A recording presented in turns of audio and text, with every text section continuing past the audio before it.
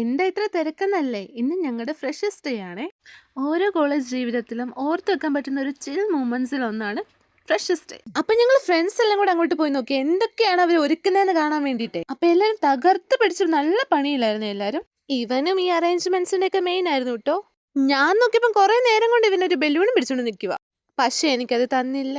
ഇവള് മെയിൻ ആണേ. ഇവര് സ്റ്റേജ് ഡെക്കറേഷനെ കുറിച്ച് എന്തൊക്കെയോ ആലോചനയിലായിരുന്നു തോന്നുന്നു കണ്ടിട്ട്. അവൻ തരാതെ പോയ ആ ബലൂണും തട്ടിപ്പറിച്ച് അവസാനം ഞങ്ങളും അവരുടെ കൂടെ അങ്ങ് കൂടി. ടീച്ചേഴ്സൊക്കെ ഭയങ്കര പണിയിലായിരുന്നേ.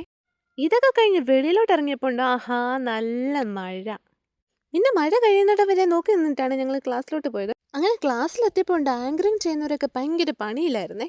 ഞാൻ അവിടെ നോക്കിയപ്പോൾ ഒരു ബോക്സ് ഇരിക്കുന്നു. നോക്കിയപ്പോൾ ജൂനിയേഴ്സിനുള്ള ടാസ്ക്കാണ്. ഇതൊക്കെ കഴിഞ്ഞ് തിരിച്ചു ചെന്നപ്പോഴത്തേന് പരിപാടി ജസ്റ്റ് തുടങ്ങി വെച്ചിട്ടുണ്ടായിരുന്നു.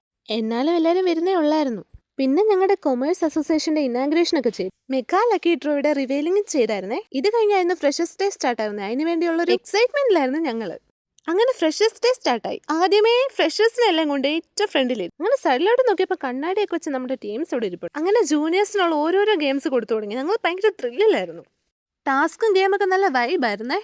പിന്നെ ഡാൻസും പാട്ടും ഒക്കെ സ്റ്റാർട്ടായിരുന്നേ. നല്ല രസമുണ്ടായിരുന്നു.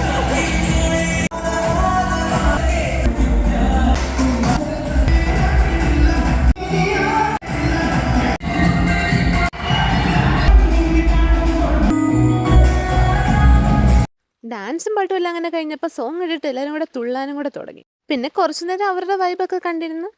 അങ്ങനെ പുറത്തോട്ട് ഇറങ്ങിയപ്പോൾ പപ്സും ഫ്രൂട്ടിയൊക്കെ ആയിട്ട് നമ്മുടെ ടീംസ് അവിടെ വെയിറ്റിംഗ് ആയിരുന്നു. പിന്നെ പപ്സും ഫ്രൂട്ടിയൊക്കെ വാങ്ങിച്ചു.